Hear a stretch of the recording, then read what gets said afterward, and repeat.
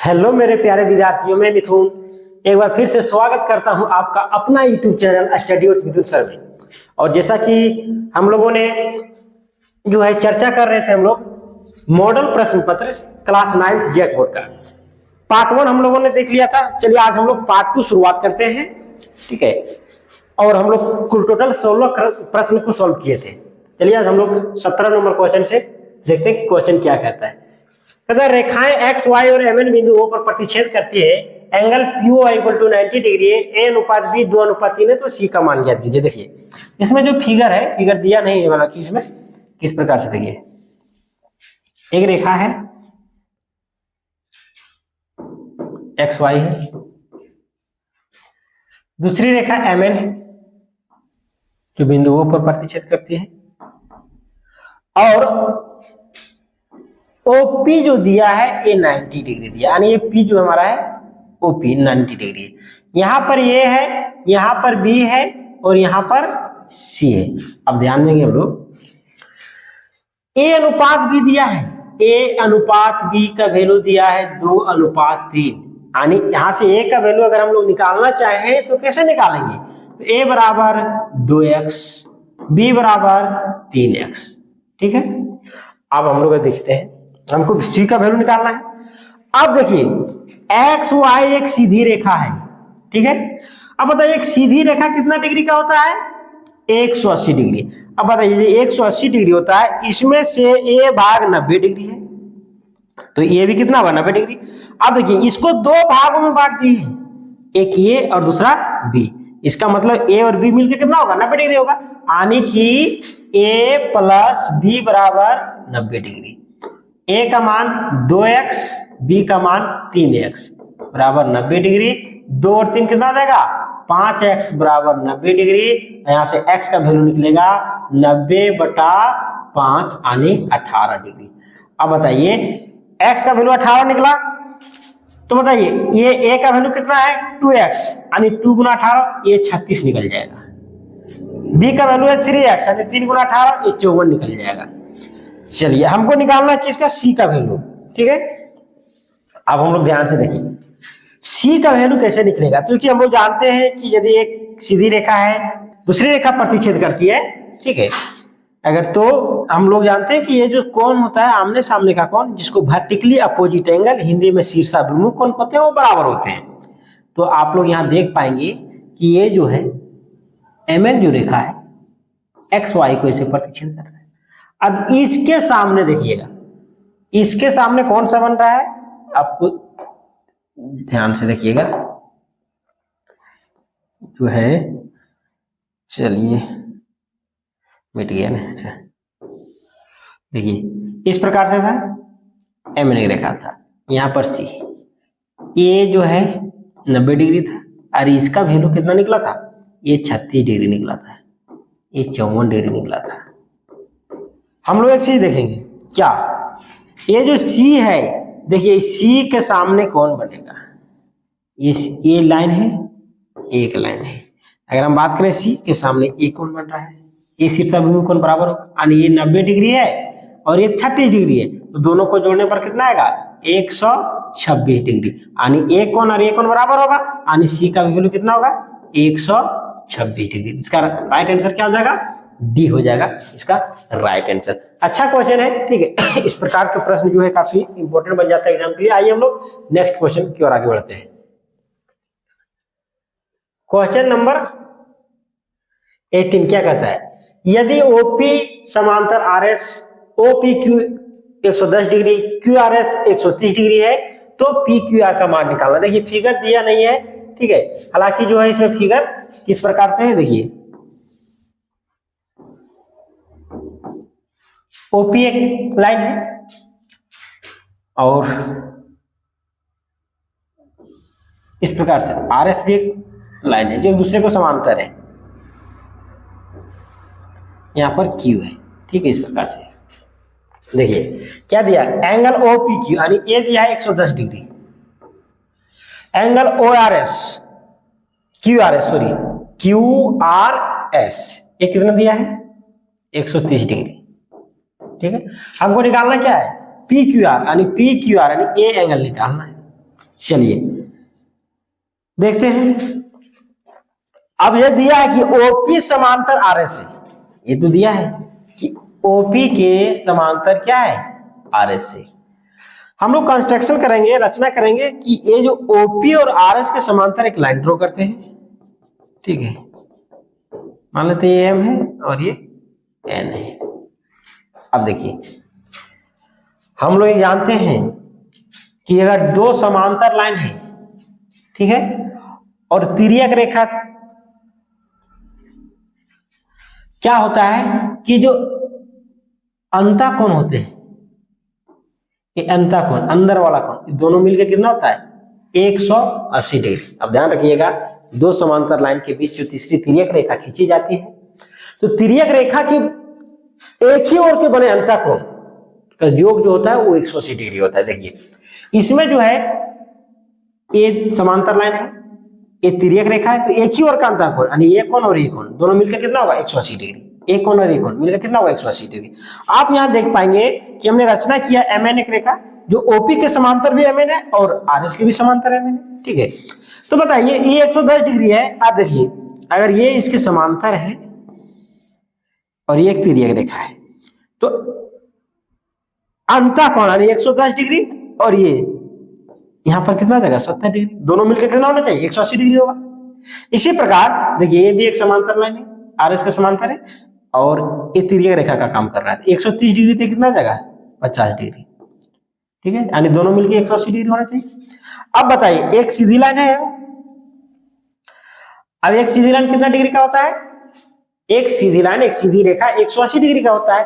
अब बताइए यदि 180 डिग्री का होता है, बताओ बाबू, तो ये 70 डिग्री है, ये 50 डिग्री है, तो ये बच गया कितना यहाँ 60 डिग्री, क्योंकि 70 50 120 और ये बच गया 60 डिग्री, यानी इसका राइट आंसर क्या हो जाएगा 60 डिग्री, यानी ऑप्शन ये इसका सही जवाब, ठीक है।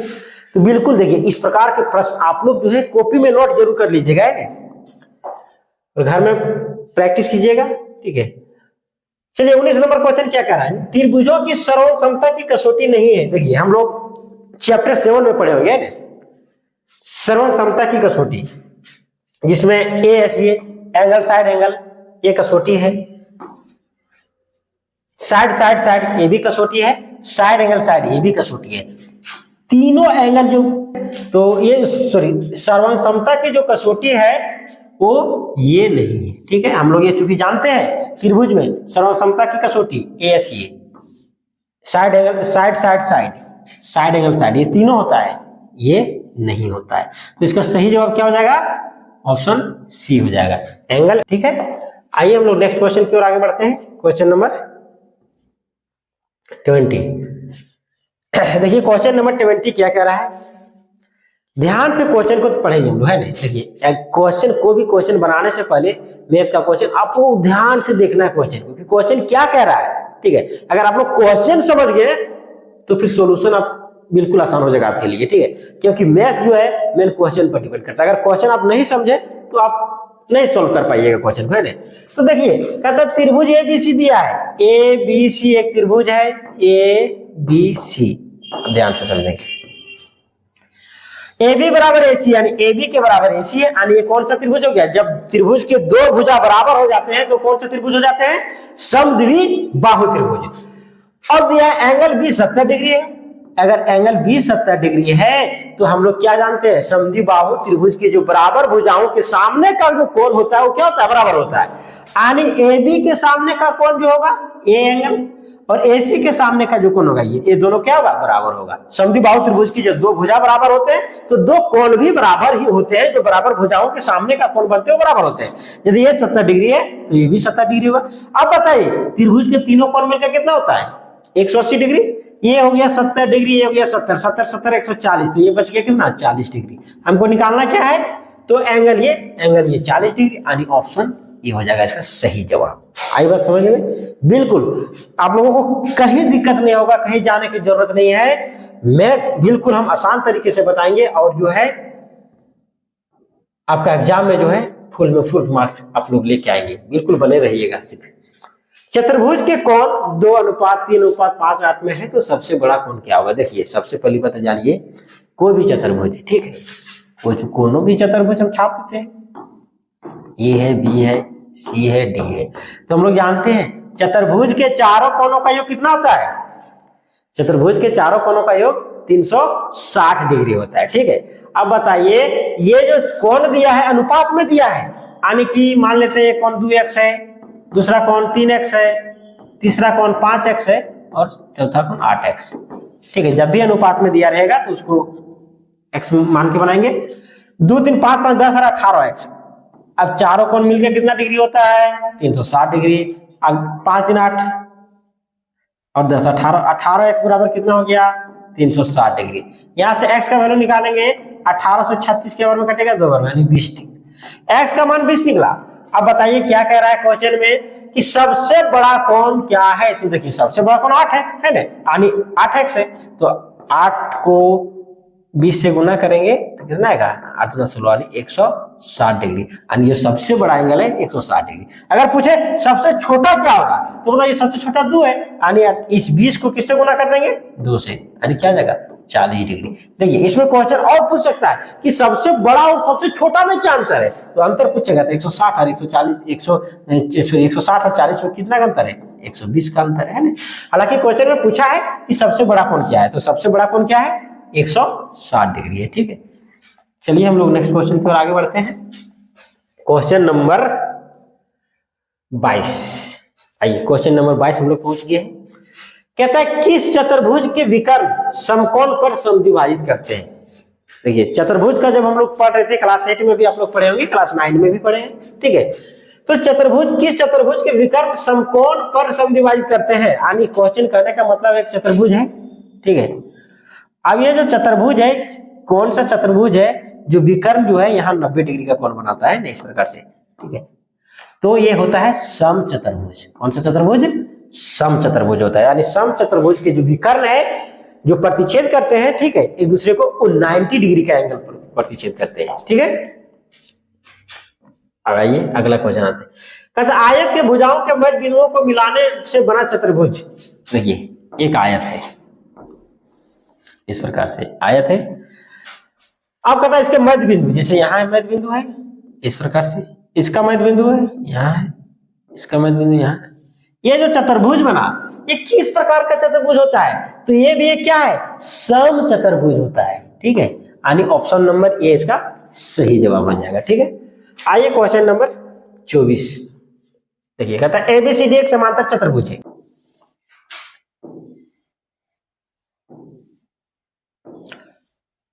चलिए थोड़ा फिगर जो है बढ़िया से छापिए लेते हैं।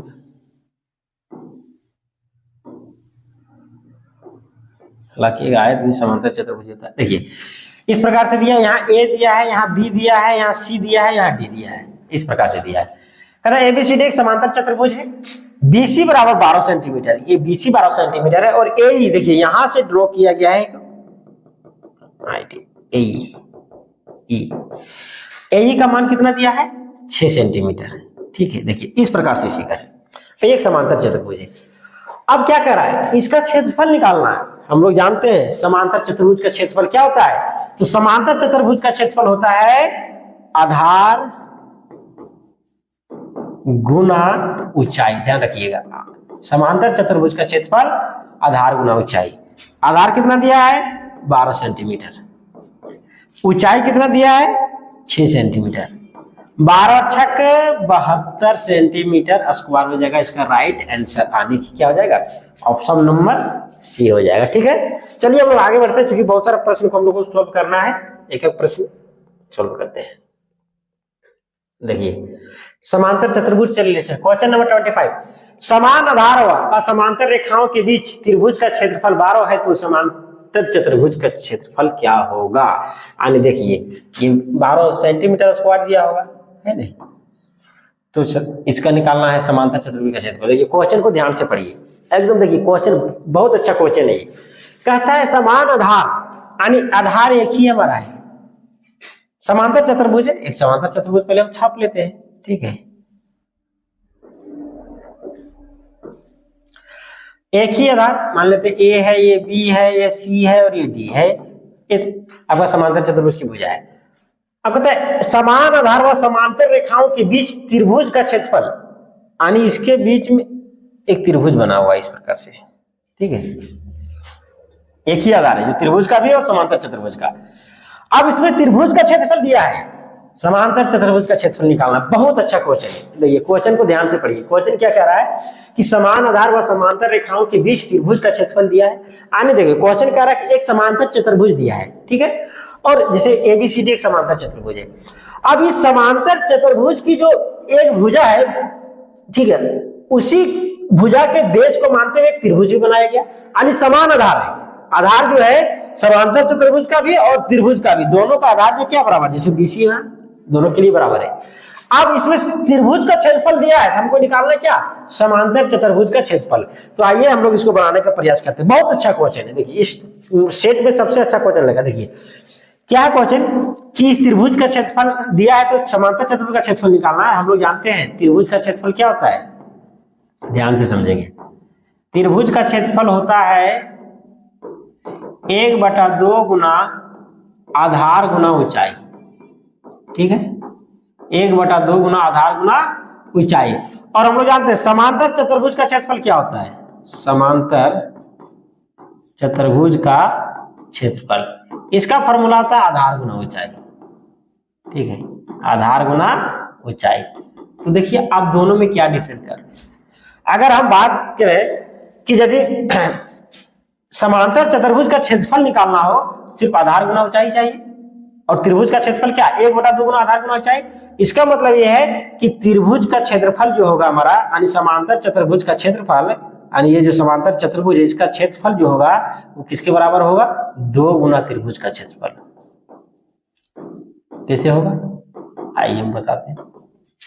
तो समांतर चतुर्भुज का क्षेत्रफल निकालना, त्रिभुज का क्षेत्रफल दिया है 12, तो 12 गुना कितना हो जाएगा, 24 सेंटीमीटर स्क्वायर। बहुत अच्छा क्वेश्चन है, 24 का राइट आंसर हो जाएगा, ठीक है। चलिए आगे बढ़ते हैं। क्वेश्चन नंबर 26, विर्त की सबसे बड़ी जीवा। देखिए अब इससे आसान क्वेश्चन और क्या हो सकता है ना। विर्त की सबसे बड़ी जीवा क्या होती है, हम लोग जानते हैं विर्त ये हमारा जीवा है, जो सबसे बड़ी जीवा होता है केंद्र से होकर गुजरती है ना, और जो सबसे बड़ी जीवा केंद्र से होकर गुजरती है उसका नाम क्या है, व्यास है, ठीक है। विर्त की सबसे बड़ी जीवा क्या कहलाती है, व्यास।